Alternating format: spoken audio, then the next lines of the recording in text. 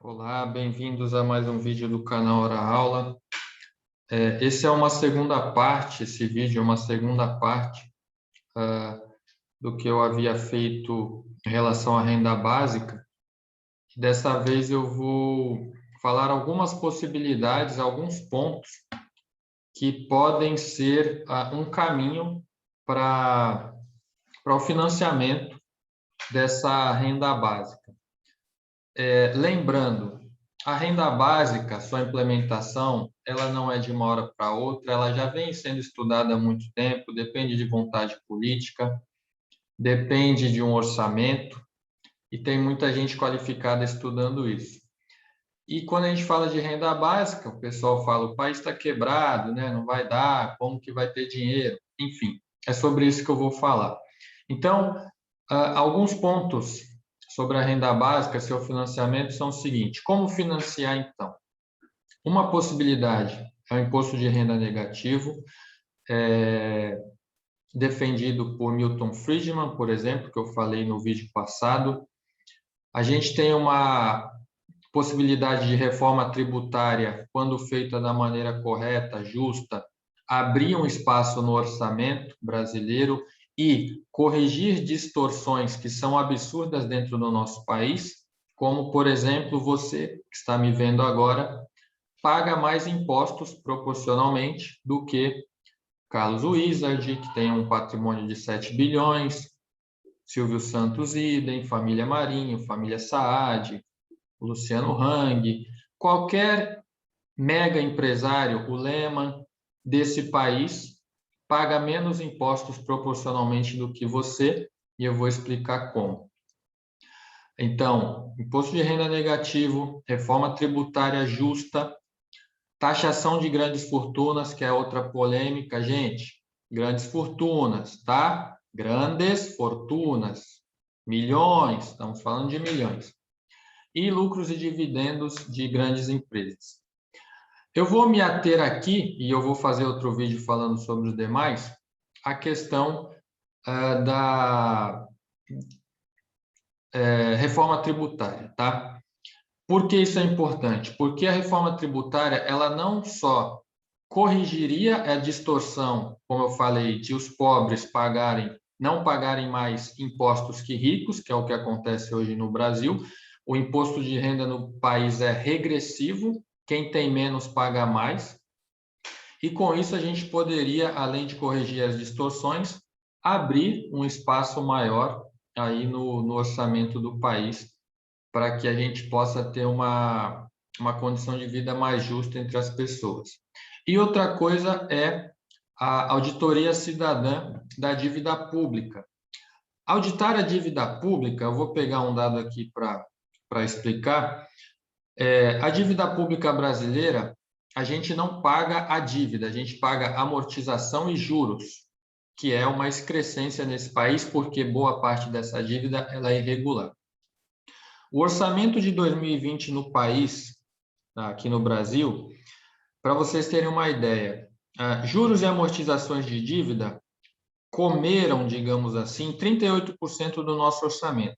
1 trilhão de reais aproximadamente. 1 trilhão foi só para pagar o rentismo, que são, é uma coisa muito complexa, que é difícil compreender, mas é interessante a gente pesquisar, né, sobre a dívida pública.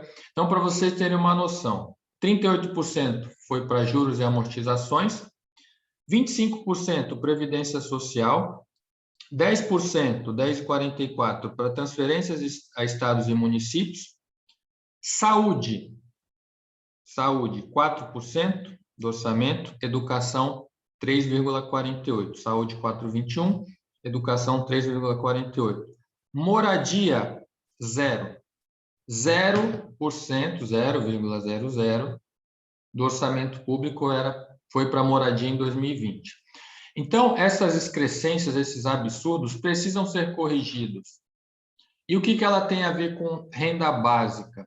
Se a gente não primeiro corrigir essas distorções, a gente está falando agora de reforma administrativa e reforma tributária. Já falamos que se o Brasil não fizesse a trabalhista, não ia gerar emprego e tal, fez a trabalhista, zero emprego. Agora é a Previdência, se não fizer a reforma previdenciária, o país quebra, vai gerar emprego, zero. Estão falando em reforma administrativa para tirar boa parte de funcionários públicos, o que é absurdo. E a reforma tributária, sem corrigir essas distorções, tabela do imposto de renda, cobrar mais de ricos do que de pobres, cobrar mais na renda do que do consumo, nada vai mudar. E é você que está me vendo, somos nós todos, e vamos tomar na cabeça mais uma vez. Então, financiar a renda básica significa também, na esteira desse conjunto de reformas, corrigir o que está errado. É fazer justiça social.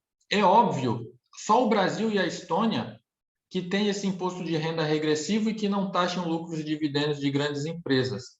Óbvio que não são só esses dois países no mundo que estão certo, o restante está errado, é óbvio, né? Então, isso tem a ver com a nossa vida.